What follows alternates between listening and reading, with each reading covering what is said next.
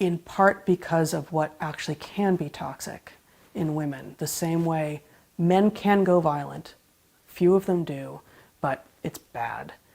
Women are much less likely to go physically violent. We're on average smaller and not as strong. Of course we're not as likely to have used physical violence as our weapon, right? Men are more likely to have used physical violence as their weapon when they went violent. Women are much more likely to use wiles and sexuality, because especially for young women, that is where their power is. And young women have such vast power over basically every other demographic, at least in American culture. In some cultures, like in the Far East, where elders are respected more, this is not going to be the same kind of dynamic. But in a culture that has a tremendous amount of freedom to express yourself and your identity how you want to, any young woman who is at all close to the beauty norms for her culture, and it's probably less true than it used to be, but it used to be most women from, I don't know, the ages of 15 to 30, something like that. And our diet and big pharma and such have messed with that to some degree. But most young women have had the revelation, sort of, whether it's waking up one day or emerging over several months, of, I now have a way of moving around in the world and of controlling people that I never had before. And wow, that is something that I don't even know what to do with. That is a power. And most women figure out how to deal with it, I think, and make some mistakes along the way and hurt some people, but it all works out in the end. People hurt each other in relationship with one another. But there is a particular kind of, I'm going to be as explicitly sexual as I possibly can be, and then cry foul when anyone but perhaps my intended target, or maybe even anyone, says anything to me that reveals the truth that we all know, which is that you are explicitly sending sexual messages constantly and drawing the attention of all the straight men in the room and affecting what everyone else can do. Why are we not allowed to say this? It's, in any room where there is a beautiful young woman who is actively exposing her sexuality, either through, phenotype or behaviorally, or usually both, it's the elephant in the room. You never talk about it. You never ever, it would be rude. Oh, you're not allowed to do that. That's just her choice. Well, but isn't she also changing the dynamic for everyone? And is that less dangerous than a dude who threw a punch? Yeah, in the moment, the dude who threw a punch can be stopped and don't do that. On the other hand, this thing, just like the authoritarian nonsense on the left, is accepted. It's culturally accepted. And the authoritarian nonsense on the right isn't culturally accepted mostly, and physical violence for men isn't culturally accepted mostly.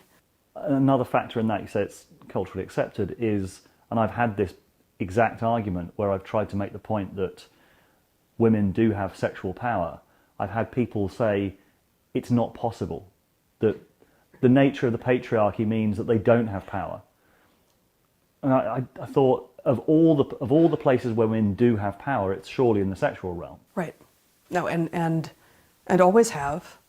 And yes, rape is older than humans. There are other primates rape and are raped, and it's awful, and it's true, and it's never going to end completely, but it is becoming more rare as we actually reveal that women are fully human as well. Every culture that actually has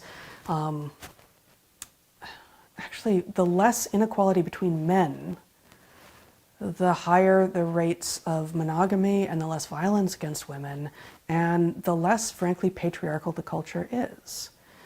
The more inequities in status between men, the more likely there are to be very powerful men who actually control everything, very disempowered men who have almost nothing, and all of those women who are, if they're straight, and they're looking for mates, trying to get with the few men up here and not the few men down here. And that's not a stable or good society. It's just not. And so, Jordan Peterson got a lot of flack for his comment in a different New York Times article about enforced monogamy, right? And I read that article and went, oh, enforced monogamy, that's really not a term we use much. But it is a term over in evolutionary biology, and it's a concept in evolutionary biology, which is to say, monogamy is enforced by women.